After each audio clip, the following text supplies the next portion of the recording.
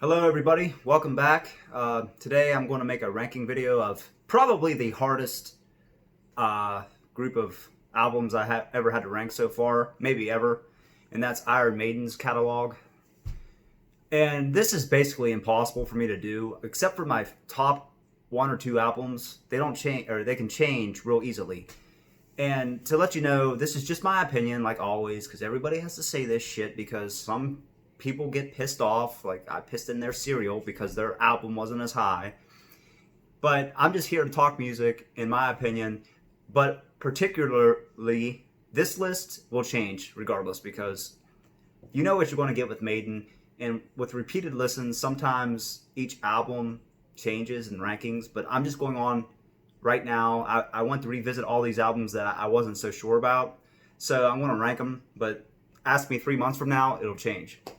So let's just get started because I want to make this pretty short. I don't want to have another half-hour video. So kicking off the list, I've seen this near most people's bottom tier of albums, but I've also seen it toward the upper tier and in the middle. But this album just never got to me, and I went back and revisited the album. It never really did anything to me. And starting off the list, bottom number 15 is Final Frontier. Came out in 2010. I didn't like this album when it first came out. I bought the reissue recently, listened to it again a couple times, still nothing. The opener is really good. Well, if you can get past the 2-minute intro, it starts to finally pick up the Final Frontier. El Dorado, the single from this album, is their best song off this album, so it's no wonder they released it. The Alchemist is not too bad, and When the Wild Wind Blows is an epic 11-minute song trying to get back to the older long songs like, The Rime of the Ancient Mariner. It's probably not even close to the old style in terms of good songs, in terms of quality, but it's not bad. So about 3 songs maybe I really like on it. The rest doesn't do much for me. So that's number 15. Number 14, everybody's least favorite, Virtual Eleven. What can I say? I forgot to mention that I don't really like Blaze Bayley or Paul Di'Anno that much. I know a lot of people love Paul Di'Anno's 2 albums with Maiden. To me, they're not that great because it's just like a younger band. I mean, there's some good songs from both singers, but to me, both of them are like nameless vocalists. If you heard them on other albums, you wouldn't probably know who they are. And to me, it's, Dickinson is Maiden, but that's just my opinion. But yeah, Future Real, the video that they made from this album, it's a really good song. I like it. Good opener. The Angel and the Gambler is one of the most hated Iron Maiden songs. It's more of a hard rock song and not a Maiden song. Don't you think I can take your life? Or save your life, not take your life. But it's not that good. Lightning Strikes Twice is really pretty damn good, actually. And The Klansman, which is the best, probably, Blaze Bayley song. It's very underrated. It's about Braveheart and the clans of the Scottish back in the Middle Ages. Really fucking good song. The rest, Don't Look Into the Eyes of a Stranger. It's okay. Or Don't Look to the Eyes of a Stranger. But overall, just mainly 3 songs again. So that's number 14. Number 13, Dance of Death. I didn't like this album when it came out either. It's grown on me a little bit since that time. I saw them on tour promoting this album in 2003. And the first 2 songs are great, especially Rainmaker. That's the video they released from this album. Really short Iron Maiden songs, like 3.5 minutes. But it's really up-tempo song. It's good beat to it, like drum beats. I play drums. It reminds me of Different World, like 4-minute song off of Matter of Life and Death. But the great song off this album is Passchendaele, about the World War I British battle. It's really fucking good. It's one of the most overlooked songs. It definitely is a throwback to the 80s epic Iron Maiden tracks. And Steve Harris wanted to really write a song to get back to that old sound, and I think he accomplished it. So just on Rainmaker and Passchendaele alone, this album's better than the last 2, but the rest, once again, doesn't do a lot for me. So I'd say, again, like 3 songs. But Passchendaele is really good, and so is Rainmaker. So that's why it's ahead of the other 2. So Dance of Death. Coming in at 12 is going to piss people off. Like I said, I'm not a big Deanna fan. Is the debut. It's still a great record. I really only dislike the first couple albums on this list, but even them, they still have good songs. So, Sanctuary is a great song. Running Free, maybe it's probably the classic Iron Maiden Paul Di'Anno song that people know the most, and it might be my favorite actually. Phantom of the Opera is not bad. Iron Maiden, the title track's good, and Charlotte the Harlot is good. So overall, not a bad debut. It's better than a lot of bands' debuts. It's just a young band at the time, and Paul Di'Anno definitely doesn't have the range or the vocal style of Bruce, so it's not bad. I don't go back to it very often, but that's just, like I said, my opinion. Coming in at 11, I'm going to go with X Factor, the first with Blaze Bayley. And holy shit, this album's so damn dark and depressing. I know Steve Harris was going through a divorce at the time, so you can really tell it's so dark. Sign of the Cross is an epic song. They still play that now. They played on their last tour, actually. Man on the Edge was just a song based on falling down. I love that movie with Michael Douglas. I just want to go home. Yeah. And Lord of the Flies, based on the novel. Also about taking over revolution. Man on the Edge going nuts. Sign of the Cross. Aftermath's okay. It's talking about the effects of war. 2 a.m. is not a great song, but I resonate with it because it talks about wasting life and being depressed at home and watching your life pass you by and feeling like you can do more than what you've done. I definitely can relate to that. So overall, there's probably like half these songs I like, but a lot of them are just too slow builds, typical Maiden style, but they don't. A lot of them don't go anywhere. It's just there. But the first 3 songs are awesome. So for that, it gets the best Blaze Bayley album. And I think a lot of people would agree because Sign of the Cross and Lord of the Flies and Man on the Edge are pretty damn good songs. So take it for what it is, I guess, at the time. Number 11, X Factor. 10, A Matter of Life and Death. This was out when I was in college. I went to go get it the day of release. It's grown on me a little bit over the years. I never really cared for it at first, but man, I really got into it recently because For the Greater Good of God is the song they played last tour and still play. It's really good. Different World, as I mentioned, it's a great drum upbeat song. These Collars Don't Run, it's a great song. And another really good song from this album is Brighter Than a Thousand Suns. Out of the darkness, brighter than 1,000 suns. Well, yeah, it's just overall, the rest, Reincarnation of Benjamin Brieg was the first single. It's pretty good too. So overall, it's a pretty damn solid album, but I just had to rank it sort of low because the other ones are even better. But yeah, it's much better than Dance of Death and Final Frontier, so it's coming in at number 10. Next up, I'm going to go with the second and final Paul Di'Anno album, Killers. Oh, and also on the debut, they had a guitar player named, I think, Dennis Stratton. He left after this. And Adrian Smith came along for this and it's been, for the most part, except for a few albums, been with the band ever since. But I've always thought Killers was better than the debut, and a lot of people don't think so. But when you have... the only problem with this album is there's a lot of instrumental. There's two...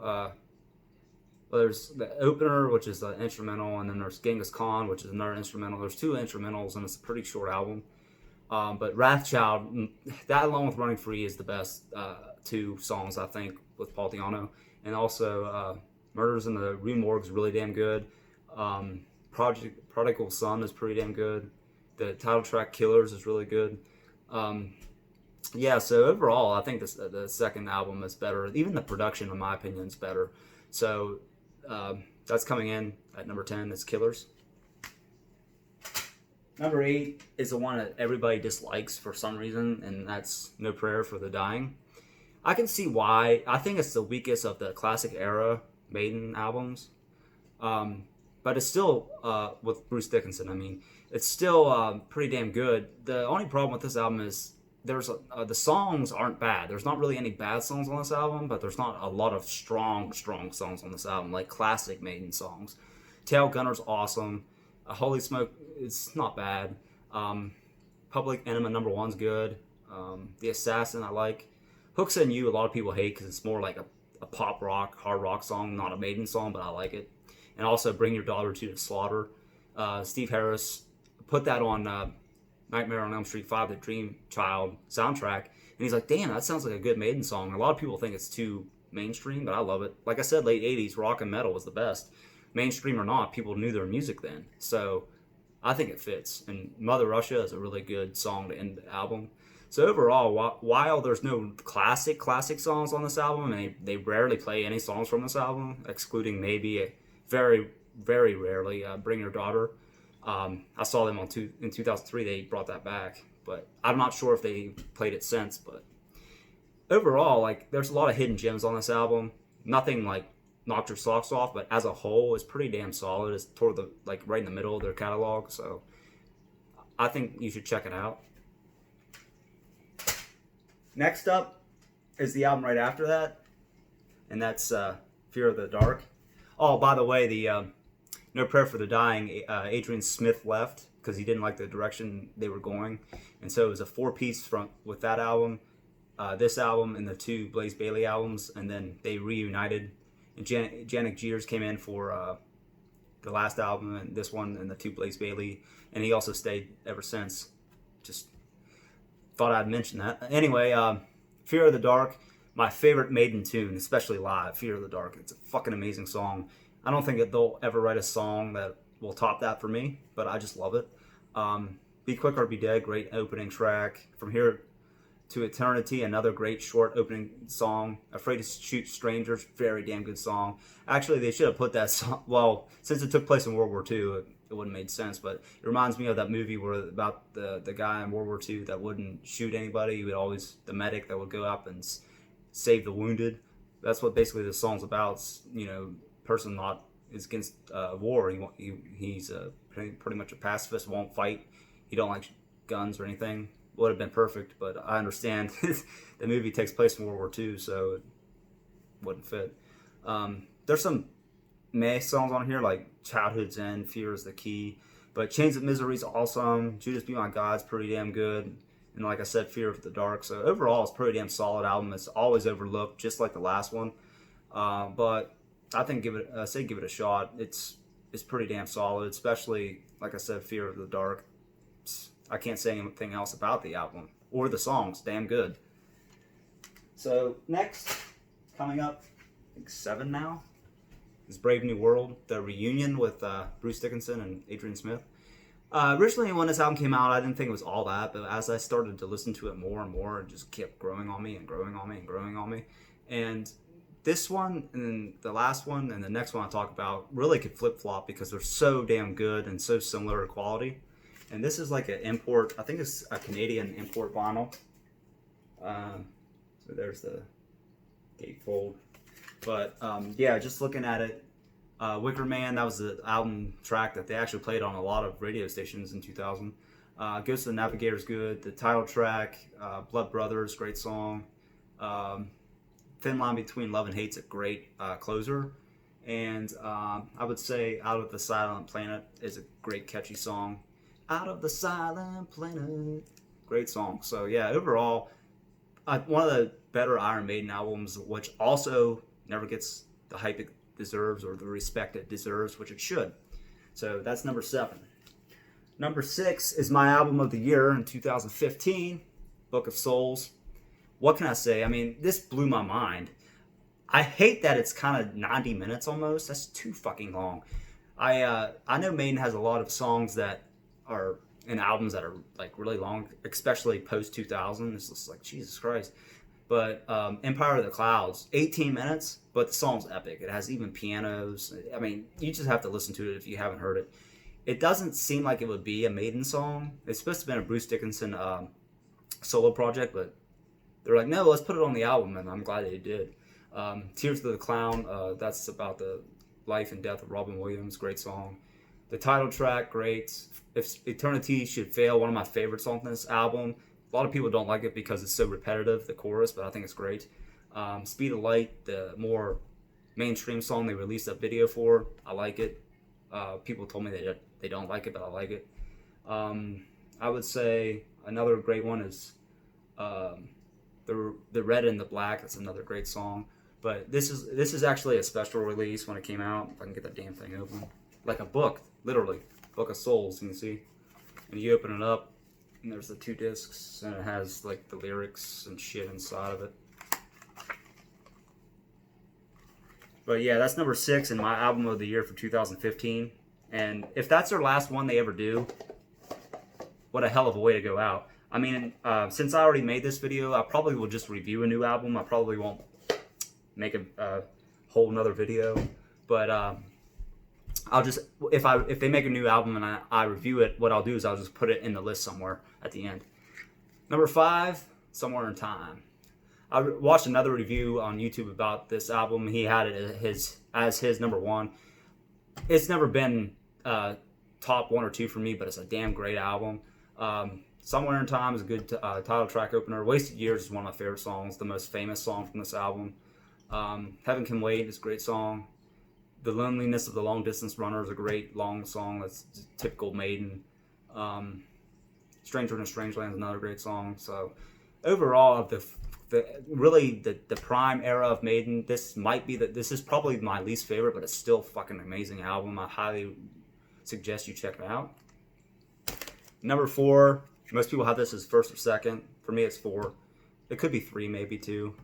At sometimes maybe, but I put it 4 for this, and that's Number of the Beast because of the classic "Hallowed Be Thy Name," "Run to the Hills," and the title track. But 22 Acacia Avenue is fucking awesome.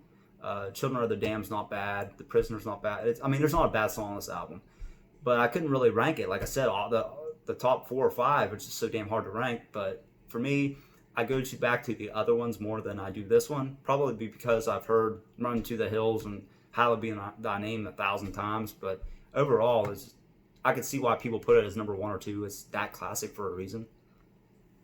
Number 3.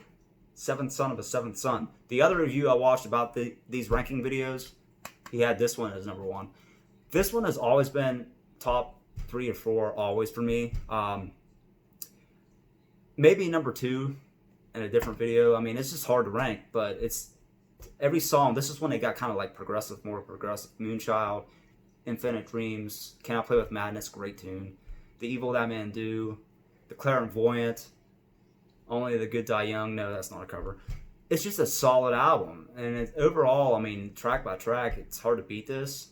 There's not a lot of famous songs that people like the casual fan would know, like "Run to the Hills." That's probably why a lot of people never talk about this one as much as "Run to the Hill" or "Number of the Beast." But overall, I think it's really good. So that's number 3. Number 2. I'm going to go with Powerslave. A lot of people have this also as number 1. Originally, I would have had probably 7th as second, but I went back to listen to this a few more times, and yeah, I think this one's just a tad better. You can't beat the 2 opening tracks, Aces High and 2 Minutes to Midnight. For 1 and 2 Punch to start an album, that's probably the best they have ever had. Then they have The Duelist and Back in the Village, 2 great underrated songs. Powerslave, amazing title track, and the longest before Empire of the Clouds, epic Rhyme of the Ancient Mariner. It's like 13.5 minutes long. So I highly recommend checking this out. It's one of the best cover art too, the ancient Egyptian Eddie head. It's just really great. That comes in at number 2, total classic. And number 1, my favorite, and probably will never change, Peace of Mind. This album, I don't know what to say about it. Where Eagles Dare, I remember Chris Jericho and Fozzy covered it. Revelations, maybe the most underrated Maiden song. Flight of Icarus, great song. Die With Your Boots On, another classic. And The Trooper, probably next to Run to the Hills, the most famous Iron Maiden song by the casual fan. Still Life, underrated. Quest for Fire, not bad. Sun and Steel, great. Entertainment Land, pretty damn good too. The second half is definitely not as good as the first, especially the last 4, but they're not bad at all. Overall, song for song, this, I think, in 7th is the strongest track for track, but the it's just always been my favorite Iron Maiden album, because there's not one weak moment on here. So that was my list, and I also have the vinyl here, this gatefold also, pretty cool there. So anyway, let me know what your comments are on this video and what your ranking is. I know Maiden is pretty damn impossible to rank, so let your comments below and tell me how you would rank them, and where I went wrong, of course, because that's what people do. And like I said, it's just my opinion, and it will change all the time. So I'll put a link to my first video I made. It's really bad. It's also of the new wave of British heavy metal artists, my favorite metal band, Judas Priest, at the end here. And please subscribe and let me know what you think. As always, rock on, and I'll talk to you later.